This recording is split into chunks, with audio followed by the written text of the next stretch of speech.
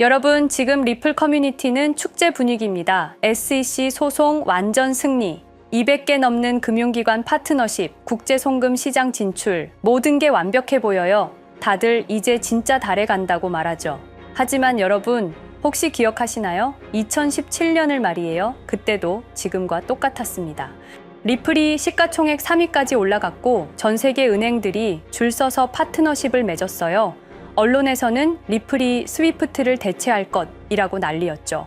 그런데 그 다음에 뭐가 일어났나요? 7년간의 지옥이 시작됐습니다. 갑작스러운 언론 공격, SEC 소송, 거래소 상장 폐지. 리플은 한순간에 가짜 암호화폐가 되어버렸어요. 왜 그런 일이 벌어진 걸까요? 정말 리플에 문제가 있어서였을까요? 아닙니다. 누군가 의도적으로 리플을 짓밟았기 때문입니다. 그리고 지금 똑같은 패턴이 반복될 가능성이 있어요. 여러분이 이번엔 다르다고 생각하는 동안 그들은 이미 다음 수를 준비하고 있을지도 모릅니다. 그렇다면 우리는 어떻게 해야 할까요? 과거를 정확히 이해해야 합니다. 2017년에 무슨 일이 일어났는지, 누가 그 일을 벌였는지, 그리고 어떤 방법을 썼는지 말이에요. 그래야 이번에는 당하지 않을 수 있거든요. 2004년 어느 가을날부터 시작된 이야기를 들려드릴게요. 페이팔이라는 작은 결제 회사가 15억 달러에 매각되면서 6명의 젊은이들이 하루아침에 억만장자가 되었습니다. 일론 머스크, 피터 틸, 리드 호프만, 이들은 그 돈으로 실리콘밸리를 완전히 바꿔놓기 시작했어요. 그리고 2017년 리플이 그들의 계획에 위협이 되기 시작했을 때 정확히 무슨 일이 벌어졌는지 아세요? 첫 번째, 언론 조작이었습니다. 갑자기 모든 주요 언론에서 리플을 공격하기 시작했어요. 두 번째, 커뮤니티 분열이었습니다. 암호화폐 커뮤니티 내부에서 리플을 배척하는 분위기를 만들어냈죠. 세 번째, 거래소 압박이었습니다. 주요 거래소들에게 압력을 넣어서 리플 거래를 제한하도록 했어요. 그리고 마지막, SEC 소송이었습니다. 2020년 12월 22일 밤, SEC가 갑자기 리플을 증권이라고 주장하며 소송을 걸었죠. 그런데 여기서 가장 소름 끼치는 부분이 있어요. SEC 발표 30분 전부터 이미 대량 매도가 시작됐다는 사실입니다. 누군가 미리 알고 있었다는 뜻이죠. 그리고 바로 그날 밤 비트코인이 사상 최고가를 기록했어요. 우연일까요? 절대 아닙니다. 모든 게 계획된 일이었어요. 하지만 다행히 리플은 살아남았습니다. SEC 소송에서 완전히 승리했고 이제 다시 성장할 기회를 얻었어요. 그런데 여러분, 안심하기는 아직 이릅니다. 이들이 쉽게 포기할 사람들이 아니거든요. 분명히 새로운 방법을 생각하고 있을 겁니다. 리플의 성장을 막을 수 있는. 그렇기 때문에 우리는 적을 정확히 알아야 해요. 오늘 그 전체 이야기를 여러분께 들려드리겠습니다. 과거에 무슨 일이 일어났는지, 그들이 누구인지, 그리고 우리는 어떻게 대응해야 하는지, 역사를 모르는 자는 역사를 반복한다고 했습니다. 이번에는 절대 당하지 맙시다. 여러분, 리플이 과연 어디까지 오를 수 있을지 궁금하시죠? 오늘 제가 정말 충격적인 이야기를 해보겠습니다. 2020년 12월 22일 밤, 그날을 기억하십니까? XRP가 단 하루 만에 63% 폭락했습니다. 어떤 이들은 수천만 원의 자산이 증발했고 어떤 이들은 하루아침에 수억을 잃었습니다. 처음엔 시장이 미친 거라고 생각했습니다. 변동성이라고, 조정이라고 그렇게 믿었습니다. 하지만 이 사건을 5년간 추적한 결과 이건 어떤 이들의 치밀한 계획이었습니다. 리플 가격은 4년간 철저하게 짓눌려 있었습니다. 그리고 더 충격적인 건 2025년 8월 그 암살자가 다시 나타났다는 겁니다. 이번엔 더 큰 칼을 들고 더 강한 권력을 쥐고 더 야심찬 계획을 가지고 지금부터 제가 5년간 추적한 절대 공개되면 안 될 이야기를 시작하겠습니다. 먼저 타임라인부터 보시죠. 천천히 따라오십시오. 2020년 12월 22일 오후 9시 30분 SEC 의장 제이 클레이튼이 XRP 기소를 전격 발표합니다. 그의 임기 종료까지 남은 시간 단 12시간 12월 23일 오전 9시 클레이튼 SEC 의장직에서 사임합니다. 여기까지는 그럴 수 있다고 칩시다. 임기 끝나고 퇴임하는 거 이상할 건 없죠. 그런데 12월 24일 크리스마스 이브 아침입니다. 퇴임한 지 단 하루 만에 클레이튼이 새 직장으로 옮겨갑니다. 월리버 에셋 매니지먼트 자문으로. 잠깐만요. 이 회사가 뭘 하는 곳인지 아십니까? 비트코인과 이더리움에 8천억 원을 투자한 회사, 그러니까 리플과 직접적인 경쟁을 하는 회사에 베팅을 한 겁니다. 다시 한번 정리하겠습니다. XRP를 기소하고 다음날 사임하고 그 다음날 리플의 경쟁사에 투자하는 회사로 갔습니다. 이게 정상입니까? 윤리적으로 문제는 없습니까? 법적으로 괜찮은 겁니까? 하지만 진짜 소름 끼치는 건 이제부터입니다. 블록체인은 모든 걸 기록합니다. 그리고 그 기록을 추적해 보니 기소 발표 18시간 전인 12월 22일 새벽 3시 누군가 움직이기 시작했습니다.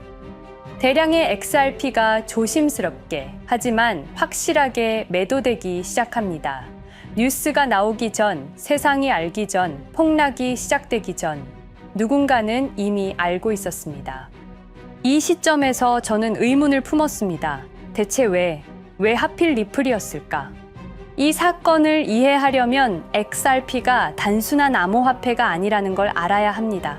지금 여러분이 해외로 송금한다고 가정해보죠. 한국에서 미국으로 1,000만 원을 보낸다면 스위프트라는 시스템을 거칩니다. 전 세계 200개국 11,000개 금융기관이 연결된 거대한 네트워크. 벨기에 브뤼셀에 본부가 있지만 실질적으로는 미국이 완전히 통제하고 있습니다. 얼마나 무서운 권력이냐면요. 2012년 이란 핵 제재 때 이란 은행들을 스위프트에서 퇴출시켰습니다. 그 결과 이란의 경제는 즉시 붕괴되었습니다. 2022년 러시아의 우크라이나 침공 후 러시아 주요 은행들을 스위프트에서 퇴출시켰습니다. 이후 러시아의 루블화는 30% 이상 급락했습니다. 스위프트에서 쫓겨나면 그 나라는 국제거래에서 완전히 고립됩니다. 이게 핵무기보다 강력한 이유입니다. 실제로 폭탄을 떨어뜨릴 필요가 없으니까요. 버튼 하나로 한 나라 경제를 무너뜨릴 수 있으니까요. 스위프트는 돈의 흐름을 틀어쥔 지배의 손길입니다.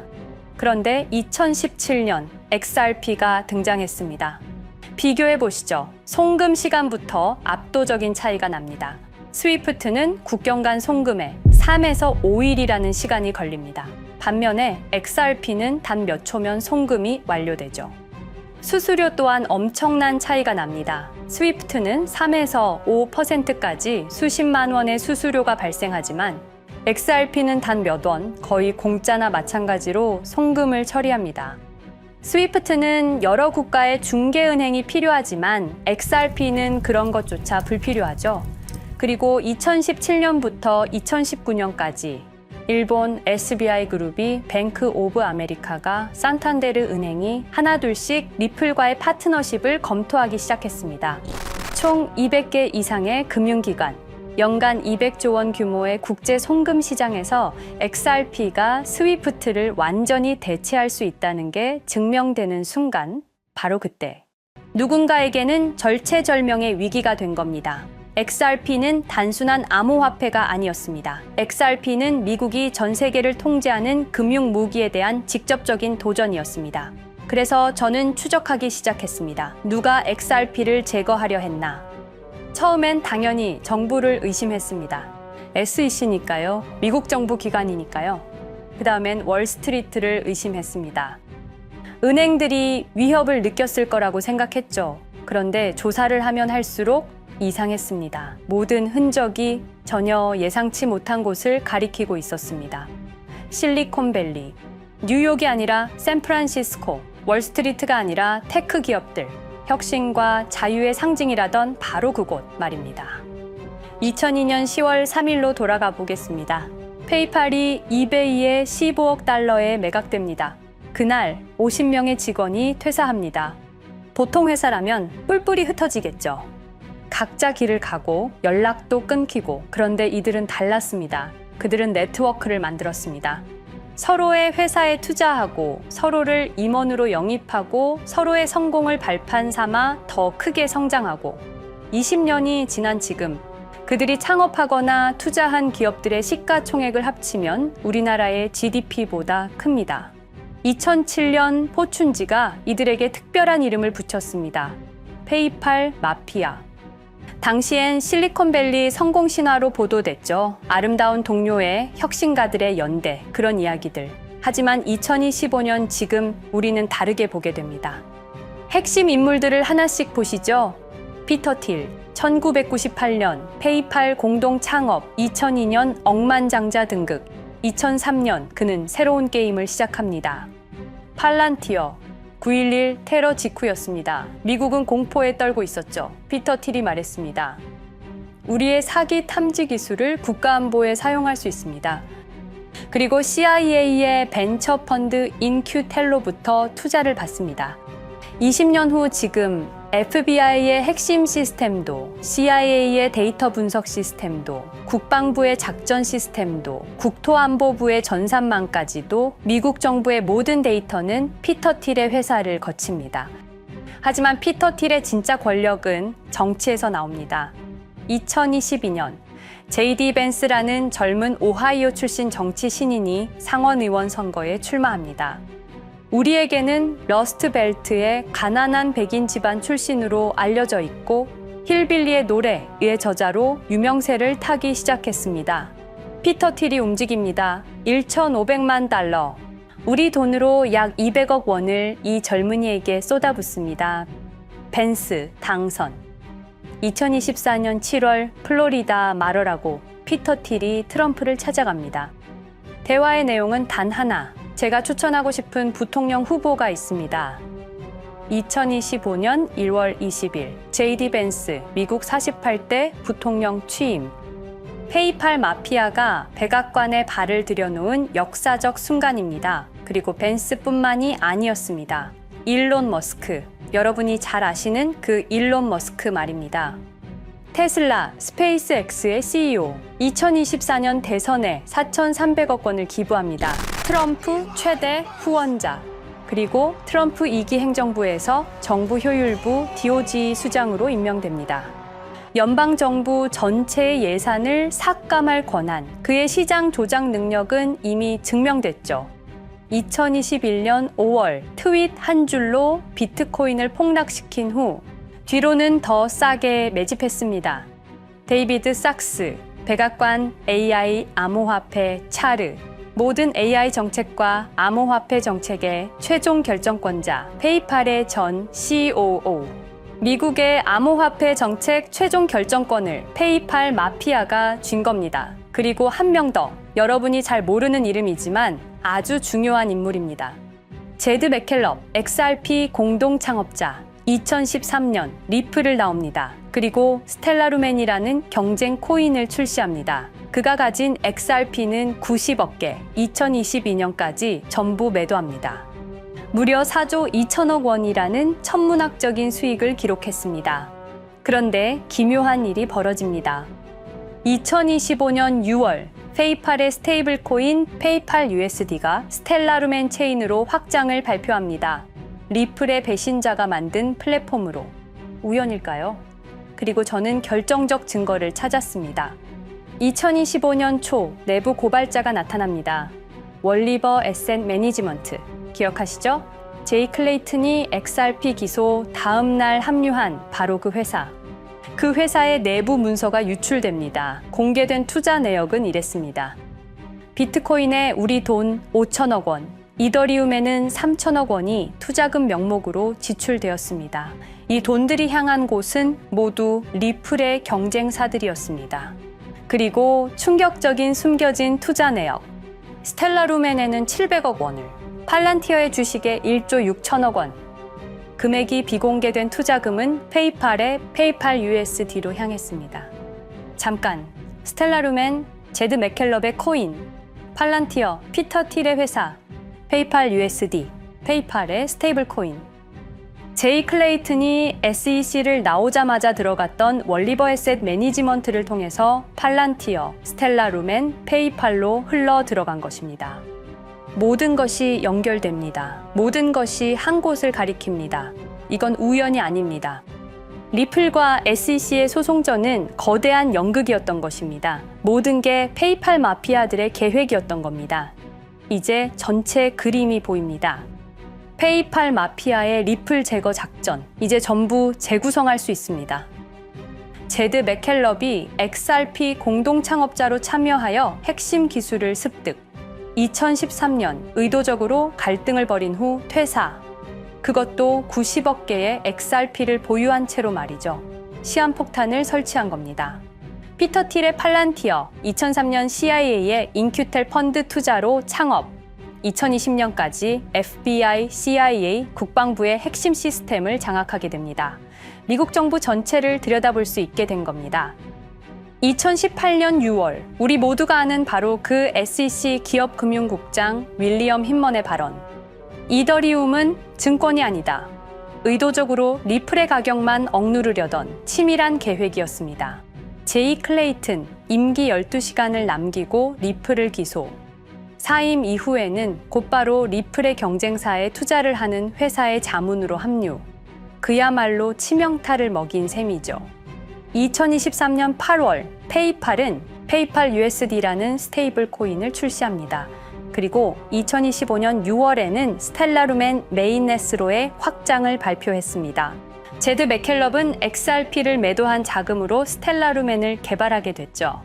XRP를 대체할 완벽한 준비를 한 겁니다. 트럼프 2기 행정부 출범으로 페이팔 마피아들의 계획이 완성 단계에 접어듭니다.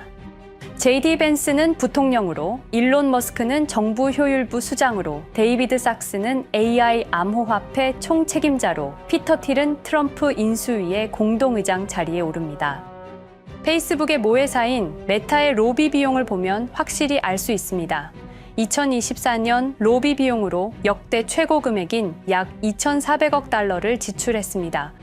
로비스트 수도 2016년에는 31명에 불과했지만 2024년에는 의원 8명당 1명 꼴인 65명으로 늘어났죠. 정치 권력을 장악하기 위한 그들의 야욕이 그대로 드러나는 부분입니다. 데이비드 sak스, 백악관 입성 후 단 2주 만에 리플이 수년간 워싱턴에 배치한 로비스트들을 전원 축출했습니다. 겉보기에는 이해관계 충돌이라는 명분을 내세웠지만 실제로는 경쟁 세력을 제거하려는 목적이었습니다. 리플의 스피커 역할을 할 마지막 정치적 통로마저 차단이 된 겁니다. 완벽한 계획이었습니다. 그런데 SEC와 리플의 소송전에서 그들이 예상치 못한 일이 벌어집니다. 2023년 7월 아날리사 토레스 판사의 판결. XRP 자체는 증권이 아니다. SEC는 즉시 항소했고 리플도 여기에 부분적으로 항소를 하게 되죠. 법정 공방은 끝이 어딘지도 모르게 이어졌습니다. 그리고 2025년 8월 놀랍게도 양측 모두 항소를 취하합니다. 5년 동안의 전쟁이 드디어 끝이 나게 된 순간이었습니다. 리플은 승리했습니다. XRP 가격은 무려 5,000원에 근접하게 상승했고 수많은 자산 운용사들의 XRP, ETF 신청 물결이 이어졌습니다. 그리고 리플은 히든로드를 12억 5천만 달러의 인수, 리플 프라임이라는 이름으로 새롭게 출범시켰습니다. 스테이블 코인 리플 USD는 출시 1년 만에 시가총액 10억 달러를 돌파하는 기염을 토합니다. 현재 리플의 기업 가치는 400억 달러 이상으로 평가받고 있습니다. XRP는 죽지 않았습니다. 5년 동안 억눌렸던 것이 폭발적으로 성장하기 시작합니다. 투자자들이 돌아오고 은행들이 재접촉하고 파트너십들이 재개되고 우리가 이긴 건가? 정의가 승리한 건가? 아니었습니다. 2025년 8월 18일 XRP 승리 발표 불과 10일 후 뉴스가 터집니다. 제이 클레이튼 맨해튼 연방검사로 정식 임명. 5년 전 XRP를 기소했던 바로 그 사람. 이번엔 연방검사로 돌아왔습니다. 월스트리트의 보안관이라 불리는 미국에서 가장 강력한 검사직. 형사 기소권, 월스트리트 전체 감시 권한, 금융범죄 수사 총괄. 더 큰 칼을 들고 돌아온 겁니다. 그리고 2025년 11월 트럼프 대통령의 발표. 제이 클레이튼을 앱스타인 사건 수사 책임자로 임명합니다. 잠깐, 왜 하필 클레이튼일까요? 왜 XRP 소송이 끝나자마자일까요? 왜 지금일까요? 그리고 그는 다음엔 누구를 조준할까요? 리플은 부활했습니다. 하지만 페이팔 마피아는 멈추지 않았습니다. 2025년 상반기, 이상한 패턴들이 포착되기 시작합니다. 일론 머스크의 행동이 변합니다. xAI에 추가 투자가 급증했고 테슬라 AI 개발에 급가속을 하기 시작했습니다. 그리고 이상하게도 특정 AI 기술에 대한 공격적 언급이 증가했습니다. 일론 머스크답지 않았습니다. 그리고 2025년 3월 한 AI 코인의 공식 계정이 일론 머스크의 X라는 플랫폼에서 갑자기 사라집니다. 노출 제한을 당했고 광고 계정들도 정지가 됐습니다. 특정 코인에 관련한 영상들이 전부 삭제되었습니다. 왜일까요? 이 코인에는 특징이 있습니다. 진짜 AGI 구현 가능한 탈중앙화, AI 네트워크로 평가받고 있는데 초당 수십억 단위의 연산 처리가 가능한 정도입니다. 수백만 개의 노드가 연결된 분산 뉴럴 네트워크, 이건 테슬라도 구현하지 못했습니다. 메타도 구현하지 못했습니다. 중앙화 시스템인 오픈AI가 꿈도 꿀 수 없는 것입니다. 이 코인만이 유일하게 성공했습니다. 그런데 시가총액은 테슬라의 500분의 1 수준에 머물고 있습니다. 질문 드리겠습니다. 이렇게 혁신적인 기술인데 왜 플랫폼에서 차단을 당하고 검색조차 되지 않으며 알고리즘에서 철저하게 배제당하고 가격은 또 왜 이렇게 낮은 걸까요? 답은 하나입니다. 그들이 지금 사고 있기 때문입니다. XRP 때와 똑같은 패턴입니다. 역사는 반복되고 있습니다. 그리고 지금도 머스크와 페이팔 마피아의 자금이 이 코인으로 조용히 흘러 들어가고 있습니다. 가격이 낮은 건 무가치해서가 아닙니다. 리플이 그랬던 것처럼 그들이 움직이고 있기 때문입니다. 저는 이 AI 코인의 정체를 여기 유튜브에서 공개하려 했습니다. 하지만 치명적인 문제가 있습니다. 유튜브, 2005년 페이팔에서 나온 3명의 남자가 만들었습니다. 체드 헐리, 스티브 첸, 자베드 카림. 여러분이 지금 보고 계시는 이 유튜브라는 플랫폼조차도 모두 페이팔 마피아 출신의 감시망 안에 있습니다. 그리고 X는 일론 머스크가 소유하고 있습니다. 페이스북은 피터 틸의 첫 외부 투자로 시작했습니다. 그들은 플랫폼을 소유하고 있습니다. 백악관도, SEC도, FBI, CIA 계약도, 주요 SNS 플랫폼도 모두 그들 손안에 있습니다. 이전에 제가 이 코인을 공개한 영상이 있었습니다. 그러나 그 영상은 바로 삭제됐고 채널도 정지됐습니다. 가이드라인 위반은 전혀 없었습니다. 그냥 사라졌습니다. 불편한 진실이 다뤄질 때마다 이런 일이 반복됐습니다. 하지만 한 가지는 분명합니다. 5년 전 XRP 투자자들은 속수무책이었습니다. 그런데 그들은 포기하지 않고 5년을 버텼습니다. XRP는 부활했고 포기하지 않는 사람들은 큰 수익을 얻었습니다. 그들은 우리가 잊었다고 생각합니다. 그들은 우리가 용서했다고 생각합니다. 그들은 우리가 포기했다고 생각합니다. 역사를 기억하는 자가 역사를 만듭니다. 자, 이제 질문하겠습니다. 역사는 지금 이 순간에도 반복되고 있습니다. 똑같은 패턴으로, 똑같은 방법으로 또다시 당할 수만은 없습니다. 그들에게 리플이 당했던 것과 똑같은 패턴으로 가격이 짓눌리고 있는 이 코인은 리플이 그랬던 것처럼 결국 모든 걸 이겨내고 상승할 수밖에 없을 것입니다. 그들의 계획을 미리 예측해서 우리가 조금이라도 더 빨리 움직인다면 우리는 도지코인, 시바이누를 초기에 매수했던 사람들처럼 상상할 수도 없는 수익을 올릴 수 있을지도 모릅니다. 저는 오늘 이 코인을 여러분께 공개하겠습니다. 단, 유튜브의 스크립트, 작성 기능 때문에 직접적으로 언급할 수는 없습니다. 영상 설명란과 고정 댓글에 있는 링크를 통해 간단한 양식을 작성해 주시는 모든 분들께 이 코인을 알려드리도록 하겠습니다. 선택은 여러분의 몫입니다. 아무것도 하지 않으면 아무 일도 일어나지 않습니다. 행동하십시오. 그러면 여러분의 인생은 바뀌게 될 겁니다. 긴 영상 시청해주셔서 감사드리고 궁금하신 점은 댓글을 통해 말씀 주시면 제가 성심성의껏 답변해 드리도록 하겠습니다. 감사합니다.